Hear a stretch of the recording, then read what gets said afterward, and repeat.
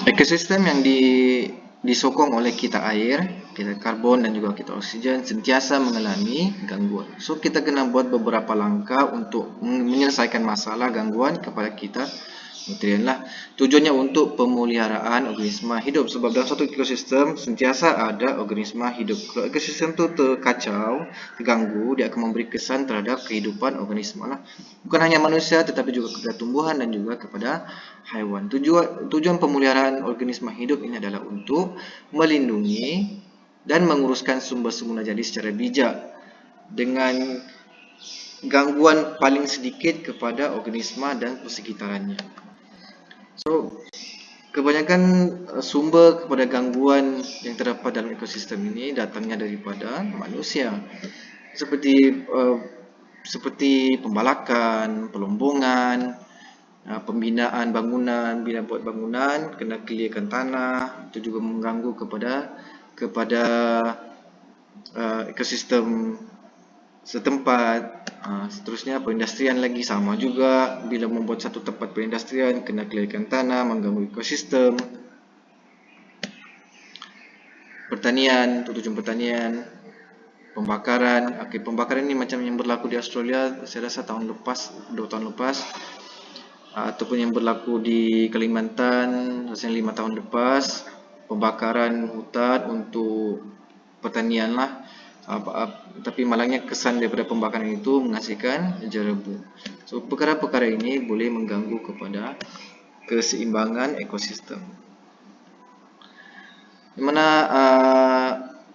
contoh-contoh gangguan kepada ekosistem hakisan tanah yang seperti berlaku dekat Ranau dan Kundasang. Terlalu banyak sangat rumah, tempat peranginan dibuat di sana, hinggakan tanah di tepi bukit itu mudah runtuh.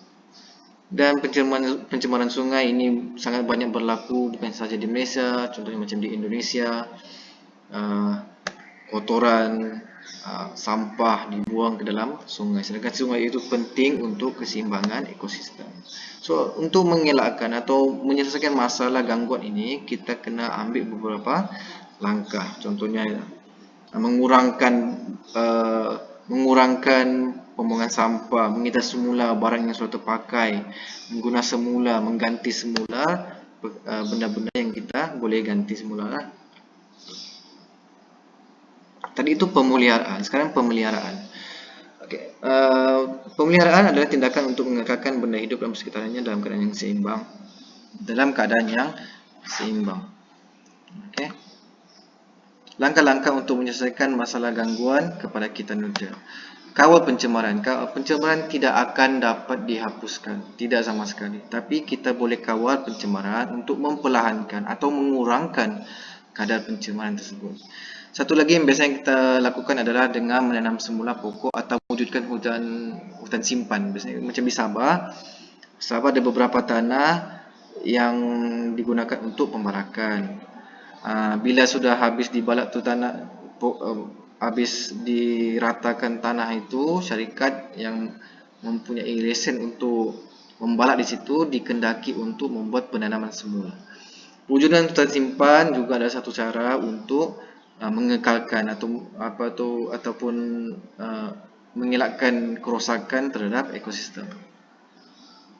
Melalui proses pendidikan, kempen atau iklan di TV ataupun secara bahan bercetak, menggunakan kenderaan awam.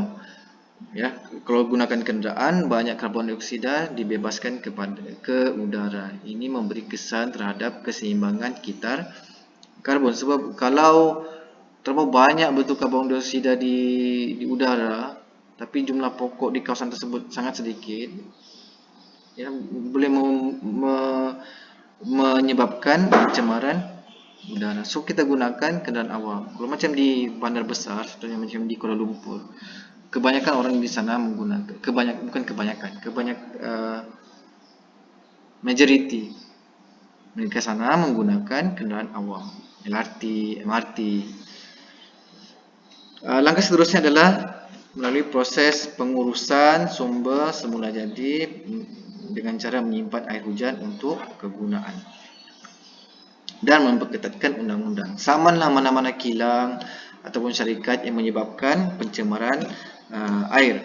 Seperti contoh tahun lepas, 4 buah kilang yang menyebabkan pencemaran air, pencemaran sungai telah dibawa ke mahkamah.